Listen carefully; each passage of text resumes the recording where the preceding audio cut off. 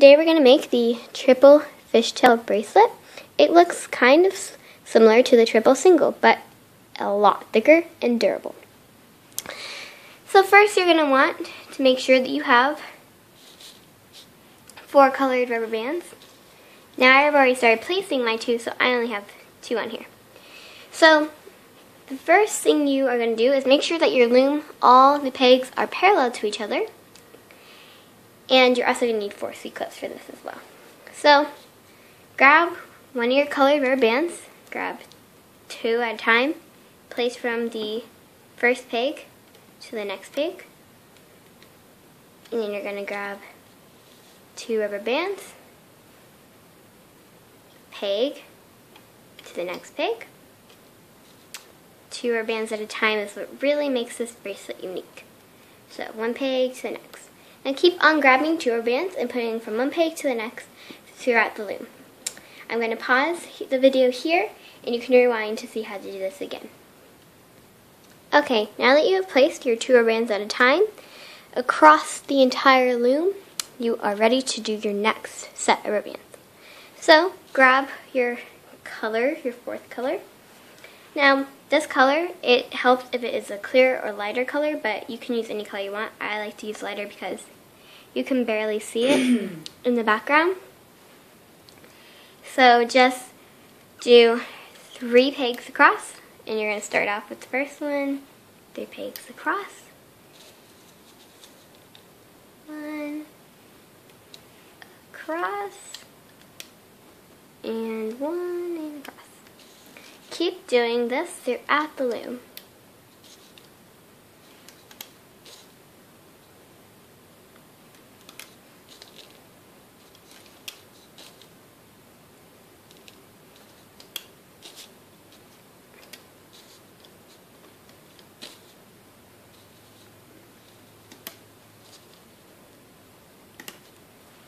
Okay, so now you can see that there are across the loom. You can't really see them, but you can see that there is kind of like a bridge forming across the loom.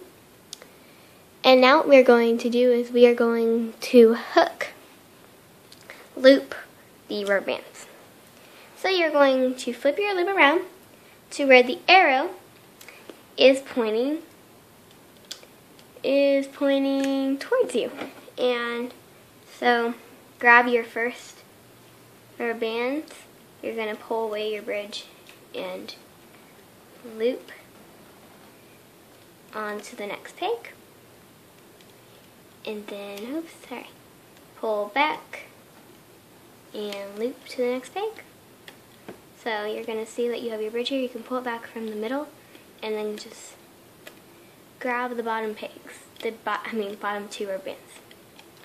So loop to the next peg, pull back, and loop to the next peg.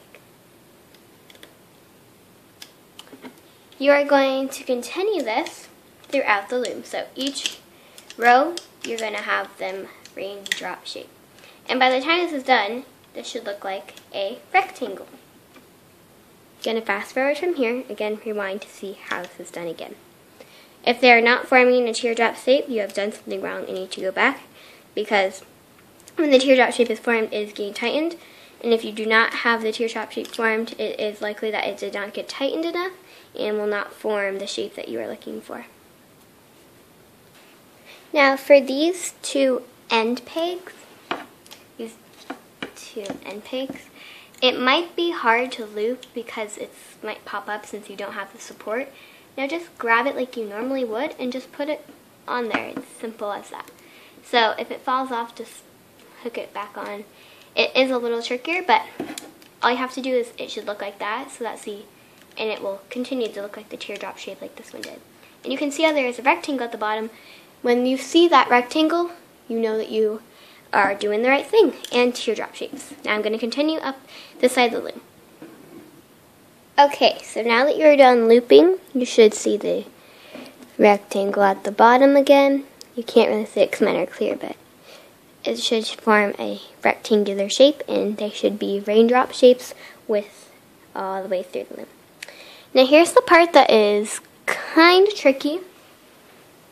So you might want to flip your loom around, and you're going to grab your C-clips at this point. So you're going to use 3 of them right now out of 4.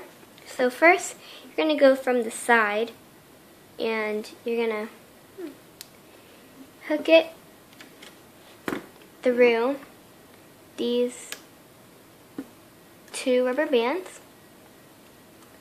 Sometimes it's a little tricky, but it will eventually go through. Okay, hook it through the 2 rubber bands, slide it over, and grab this one. And now you have 1 C-clip, and you do the same thing for the rest of the C-clips. So again, just grab the 2 rubber bands, slide over, grab the bridging band, and then just leave it as it is. Okay, once you got all your C-clips on the end, you are ready to take apart your bracelet. But before you start doing that, you're going to need to grab these and hook them to the middle. So, grab these and hook them to the middle. It's a lot of rubber bands on one peg, and since we are going to slip our hook underneath all those pegs, if you are using the plastic hook, it's probably going to break. So use maybe your finger or pencil so you don't snap your hook in half. So once you get it through, you can just start taking it apart gently.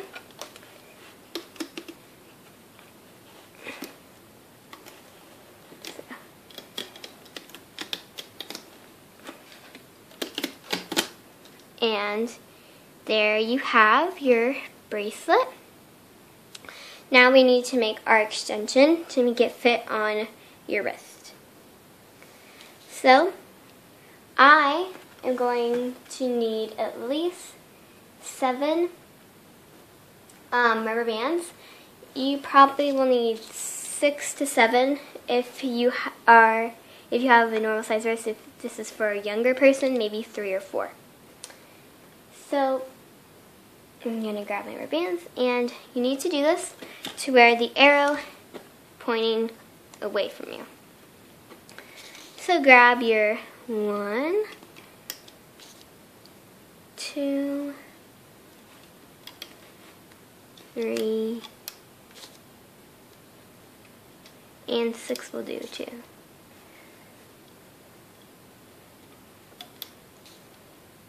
6. And then the last one, fun color blue.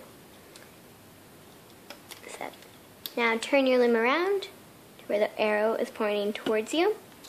And at the end, you will notice that you have this hook on. It's perfect for hooking on. So you're just going to take your hook out gently so you don't pull it apart. Alright. And then grab your end, put it here, put it on last peg, and then you're going to grab your extension color at the bottom, hook it through to the next peg. It's just like looping as we did at the beginning. And hook. And now for most bracelets, when you're making the extension, on the last rubber band you will hook it over and put a C-clip on, but since we are having so many C-clips at the end, we are not going to do that. So just keep hooking till you get to the end. Now if you are making a necklace, you will probably need 4 lengths of 4 rows of the pin on a row to make a necklace to fit your neck comfortably. And so grab this and pull it off. Alright.